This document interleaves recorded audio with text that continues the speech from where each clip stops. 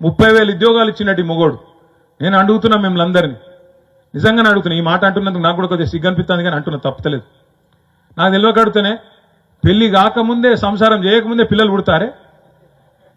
అరే నువ్వు వచ్చింది 3 నెలలాయే, ఒక్క నోటిఫికేషన్ ఇవ్వలే. నువ్వు యాడికెళ్ళి ఇచ్చిన ఉద్యోగాలు?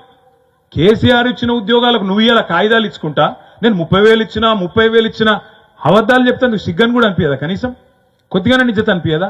చూడరు మీరు ఒకసారి. కేసీఆర్ ఇచ్చిన ఉద్యోగాలకేమో కాయిదాలు ఇచ్చుకుంటే నేను ఇచ్చినా అని చెప్తాడు. కేసీఆర్ కట్టిన ఫ్లైఓవర్లకు రిబ్బన్లు కట్ చేసుకుంటా నేను కట్టినా అని చెప్తాడు హైదరాబాద్లో.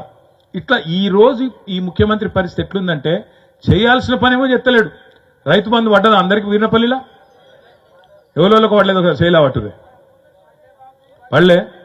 మరి నరికిండి కానీ బాగా 10,000 ఏముంది, 15,000 ఇస్తా.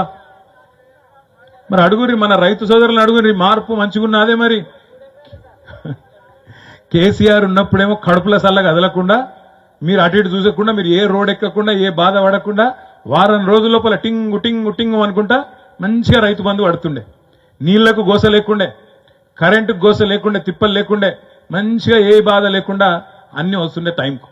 అందుకే మీరేమనుకున్నారు, ఇక కేసీఆర్ ఉన్నాయి, ఇచ్చినాయి అన్ని ఉన్నాయి కదా, మంచిగానే ఉన్నాయి కదా, ఇది వీడవడే కొద్దిగా ఎక్కువిస్తా అంటుండే, కొద్దిగా దీని సంగతి ఏందో చూద్దాం అనుకున్నారు. అంతేనా? నేను చెప్పింది కరెక్టేనా? మోసపోయింది. అప్పుడే చెప్పిండు కేసీఆర్, మోసపోతే గోసపడతారు, ఆగమైతారు అని చెప్పిండు. నేను వీరినపల్లిలో ఉండే మా తమ్ముళ్లకు, మా అన్నలకు, మా అక్క చెల్లెలకు నేను ఒక్కటే విజ్ఞప్తి చేస్తున్నా. మొన్న మరి ఏమైందో మీకు కూడా, అసెంబ్లీ ఎలక్షన్లో కూడా నాకు 200 ఇచ్చారు మెజారిటీ. మీరు వీరినపల్లి మండలంలో 200ఏనా? ఇంకేమైనా ఎక్కువ ఇచ్చారు? ఏడ బాగా వచ్చినాయి? మొత్తం మండలం తమ్ముడు దినకరు, మొత్తం మండలం తమ్మి. వీరినపల్లి గ్రామం కాదు. తమ్ముడు సర్పంచ్ కాబట్టి ఈ ఊరు, కాబట్టి ఈ ఊరు లెక్కనే చెప్తుండు నాకు. అట్లా కాదు, మొత్తం మండలం చూస్తే మనకు వచ్చింది 200 మెజారిటీ. సరే 200 కూడా నాకు ఎక్కువనే, ఎందుకంటే నేను మొదటిసారి ఎమ్మెల్యే గెలిచిందే 170 కొడతాను. దానికంటే ఎక్కువనే వచ్చినాయి కానీ ఒకటే మండలంలో, దానికి బాధ లేదు. కానీ ఈసారి వినోద్ కుమార్ గారి ఎలక్షన్లో మాత్రం 200 మాత్రం సరిపోదు.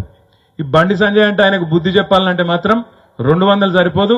దయచేసి ఒక 4-5 వేల ఓట్ల మెజారిటీ వినోద్ కుమార్ గారికి ఇచ్చే విధంగా దయచేసి మీరు తీర్పు ఇవ్వాలని నేను కోరుతున్నాను. ఎందుకంటే 1-2 కాదు, గిన్ని హామీలు ఇచ్చిరు వాళ్ళు. చదువుకోరు దయచేసి. నేను చెప్పేది ఏది కూడా వాళ్ళు చెప్పిన మాట చెప్తున్నా తప్ప నేను నా మాట చెప్తలేను, నా కవిత్వం కాదు. మొత్తం కాంగ్రెస్ ఇచ్చిన హామీలు. గిరిజనులకు ఏం హామీ ఇచ్చిండ్రు, మహిళలకు ఏం హామీలు ఇచ్చిండ్రు, మొత్తం 420 హామీలు ఏమిచ్చిండ్రో కాంగ్రెస్ వాళ్ళు మరి కర్రు కాల్చి వాత పెట్టాలి. మనం నిజంగా కొంత బుగులు పెట్టకపోతే, భయపెట్టకపోతే కూడా వాడిగా ఇటనే మోసం చేసుకుంటూ పోతూనే ఉంటాడు. కాబట్టి కంపల్సరీ ఈసారి జిద్దు మీద మీరే వినోద్ కుమార్ అన్నట్టు, మీరే అభ్యర్థి అన్నట్టు మనోళ్ళందరూ పనిచేయాలి. మొన్న కొద్దిగా డీలో పడ్డారు మీరు, మన అసెంబ్లీలో కొద్దిగా డీలో పడ్డారు. ఎందుకో ఇక మమ్మల్ని కొద్దిగా తగ్గుతూనే బాగుండు అనుకున్నట్టున్నారు, కొద్దిగా తగ్గించిర్రు. నా మెజారిటీ కూడా కొద్దిగా తగ్గించిర్రు, పర్వాలేదు. ఈసారన్నా ఆ కోపం అనేది పక్కకు పెట్టుర్రి. జర మన క్యాండిడేటు, మన పార్టీ గెలిపించుకోవాలి. కింద మీద ఎవడైనా సరే తనలాడాలి. మా రంగంపేటలో కూడా నా మీద కోపం వచ్చింది, ఎందుకంటే పట్టాలు ఇచ్చిండు అంతేనా. మా ప్రభాకర్ అప్పకని అందరు నవ్వుతురు, హనుమాన్లను అందరు నవ్వుతురు. తెలుసు మాకు మీ కోపం ఏం దొరికే. పట్టాలు ఇచ్చిండు, ఇంకా రైతు బంధు రాలే. ఏం సంగతి? 10 నంబర్ కలెక్టర్ గారితో నిన్న కూడా మాట్లాడినా, కోర్టు ఆర్డర్ వచ్చింది, చేస్తా సార్, అయిపోయిందని చెప్పారు. జర సంజాయించుకోండి. నేను మాట ఇచ్చి మోసం చేస్తాను కాదు. మీకు పట్టాలు ఇచ్చిన అంటే బరాబర్ ఆలోచించే ఇచ్చిన తప్ప, వాడెవడో వచ్చి మీరు మోసం చేయగానే మీరు మోసపోయినరు, వాడు చెప్పింది నమ్మిరు, నాకు రంగంపేటలో మెజారిటీ ఇవ్వలేదు, మీరు అటు చేసి అంతేనా?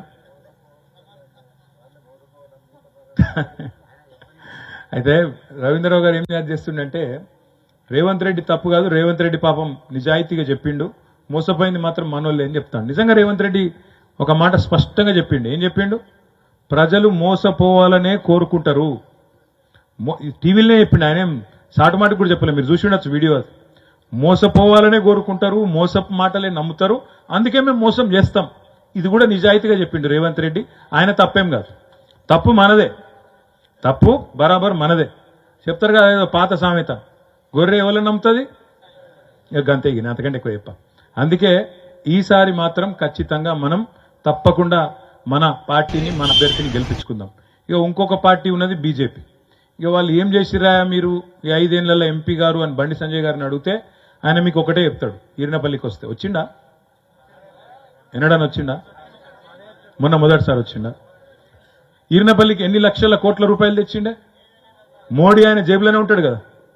ఎన్ని పైసలు ఇచ్చిండు వీర్నపల్లికి కేంద్ర ప్రభుత్వంకి వెళ్ళి ఎన్ని తెచ్చిండట ఒక బడి కట్టిండ గిట్లా ఒక గుడి కట్టిండ పోనీ తెల్లారులెత్తే దేశం ధర్మం అంటాడు కదా రాముడు మావోడే అంటాడు కదా జై శ్రీరామ్ అంటాడు కదా ఒక గుడి కట్టిండా ఓ సేవలాల్ గుడి కట్టిండా ఆయన ఏం చేసిండు మరి బండి సంజయ్ ఈ 5 ఏళ్ళు మీకు ఒకటి నేర్పించిండు క్యాలెండర్ నేర్పించిండు అన్నా ఇవాళ ఏం వారం అన్నా ఇవాళ ఏం దేవుడు అన్నా రేపేం వారం అన్నా రేపేం దేవుడు అన్నా ఎల్లుండేం వారం అన్నా ఏం దేవుడు అన్నా కాబట్టి దానికి ఎంపీ ఎందుకు మన క్యాలెండర్ కొనుక్కుంటే అయిపోయాయి పంతులు నడితే ఆయన చెప్తాడు ఏం దేవుడు ఏం క్యాలెండరు ఏం వారం మంగళవారం ఏ దేవుడు బుధవారం ఏ దేవుడు గురువారం సాయిబాబా శుక్రవారం వెంకటేశ్వర స్వామి హనుమంతుంది ఏం దినమే మంగళవారం హనుమంతు ఇది మనకు గుడెరికే నేనేమంటున్నా గది చెప్తానికి ఎంపీ కావన్నా నీకు గట్టిగా ఉన్నావు అనుకో ఏమయ్యా బండి సంజయ్ నువ్వేం చేసినావు 5 ఏళ్ళు ఎంపీగా ఒక్క పని చేసినావా ఒక ఊరికి వచ్చినావా అంటే అట్లాంటావా నన్ను నేను దేశం కోసం ధర్మం కోసం పనిచేస్తోంది అని అన్నాను నేనేమన్నా నువ్వు ధర్మం కోసం పనిచేస్తోని అయితే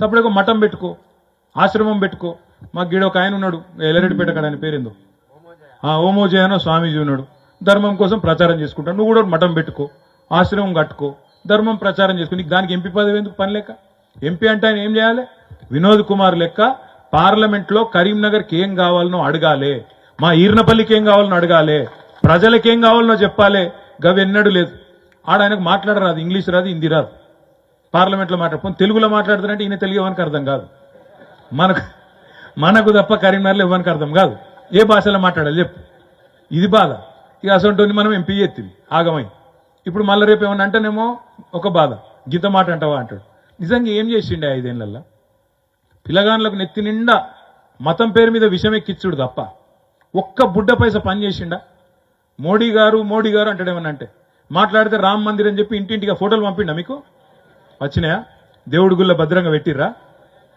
ఎట్లా అయిపోయిందంటే పరిస్థితి గట్టిగా తిడదామంటేనేమో దేవుడిని అంటావా ఎందుకంటే ఇప్పుడు ఓదికేమో దేవుడు ఉండే కిందనేమో బండి సంజయ్ ఇంకోదికు మోడీ ఉండే తీసుకుపోయి మన ఆడోళ్ళేమో సీరియస్ తీసుకుపోయి గుళ్ళల్లో పెట్టబట్టి పూజా మందిరంలో పెట్టబట్టి ఇప్పుడు వెనకటికి మనకు ఇళ్లల్లో కరెంట్ చక్కగా ఉండనప్పుడు సాయంత్రం కాగానే అట్లా లైట్ అయ్యక ముందు ఏమైతుండే ఆ దేవుని పటం మీద ఆయంత ఆ బలులు వచ్చి చేరుతుండే ఇప్పుడు ఎట్లయిపోయిందంటే బండి సంజయ్ పరిస్థితి కూడా గట్లే ఉన్నది గట్టికి కొట్టి ఆయన బలి నిలబడదామంటే దేవుడు ఉన్నాడు వెనక మరి ఈయనేమైనా తిడదామంటే వెనక రాముడిని అడ్డం పెట్టుకున్నాడు గట్టి ఉన్నది కథ నా విజ్ఞప్తి ఏంటంటే మీతో ఎంపీ అంటాడు ఏం పని చేయాలి ఎంపీ అంటే ఆయనే మెంబర్ ఆఫ్ పార్లమెంట్ అంటే ఆయన పార్లమెంట్ పోవాలి మొదలు